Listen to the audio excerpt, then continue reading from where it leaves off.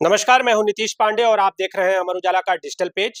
आज एक सवाल बड़ा बनता जा रहा है और वो सवाल ये है कि दीपावली किस तारीख को मनाएं? दीपावली का मुहूर्त क्या हो? आखिर ये तारीख आखिर कब और कैसे मनाई जाए, ये देखना है। हमारे साथ बीएचयू ज्योतिष विभाग के सीनियर प्रोफेसर विनय पांडे जी हैं। विनय जी, दीपावली को लेकर भ्रम की स्थिति है। कब मनाएं, क्यों मनाएं और क्या है इसकी विधि?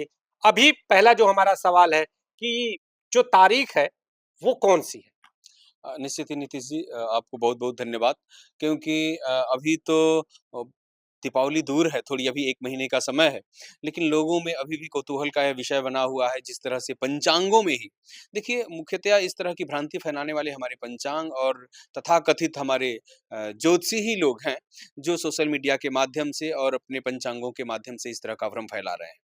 इनको कई कारण होते हैं इसके, एक तो गणितीय मानों की भिन्नता और दूसरा धर्मशास्त्रीय वचनों की भिन्नता और तीसरा धर्मशास्त्रीय वचनों का पूरी क्रम से अनुशीलन नहीं करना। गणितीय मानों की भिन्नता से तो व्रत पर्व अलग-अलग स्थानों पे अलग-अलग दिनों में हो सकते हैं।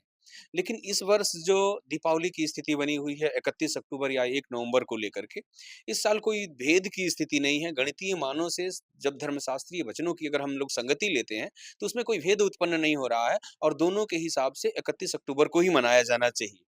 लेकिन धर्मशास्त्र में कुछ वचन जो हैं, वो 31 के पक्ष में मिल रहे हैं और कुछ वचन 1 के पक्ष में मिल रहे हैं। लेकिन 1 के पक्ष में जो जिन वचनों का उद्धरण हमारे आचार्यों ने ग्रंथों में दिया है, बाद में उनका परिष्कार भी मिलता है, उनका खंडन भी मिलता है और एक विशेष स्थिति का द्योतक है।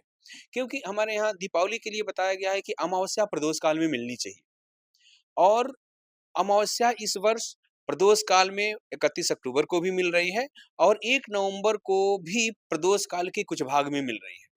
तो जहाँ पर प्रदोष के पूर्ण भाग में मिल रही है, उसको छोड़ कर के किसी एक भाग को ग्रहण करना। दूसरा, जहाँ प्रदोष के एक भाग में अमावस्या लग रही है 1 नवंबर को, वहाँ पर भी उसका निर्णय करने के लिए आचार्यों ने एक उदाहरण दिया है कि अगर रजनी एक दंड अमावस्या से स्पर्श कर रही हो और रजनी का तात्पर्य प्रदोष के बाद के काल से है।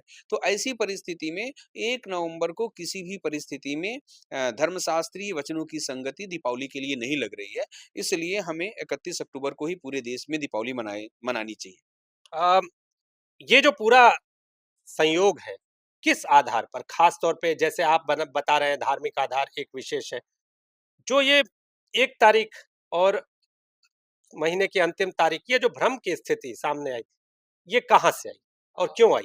देखिए हमने पहले भी आपसे चर्चा की कि जो भी ये व्रत पर्व तय होते हैं, उनके 2 आधार होते हैं। एक आधार होता है गणितीय मान, जो ग्रहों की गणित करते हैं, तिथियों का मान हम साधन करते हैं। उसके बाद से उन तिथियों के मानों को फिर धर्मशास्त्र के ग्रंथों से देखते हैं कि तिथि का कितना मान किस काल में होगा, तो कौन-सा व्रत पर्व होगा। जैसे कि अमावस्या के निर्णय के लिए, दीपावली के निर्णय के लिए यह बताया गया है कि दीपावली अमावस्या में मनाई जानी चाहिए।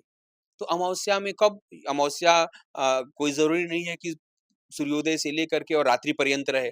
तो कहा कि जब अमावस्या प्रदोष काल में प्राप्त हो रही हो। प्रदोष काल क्या है?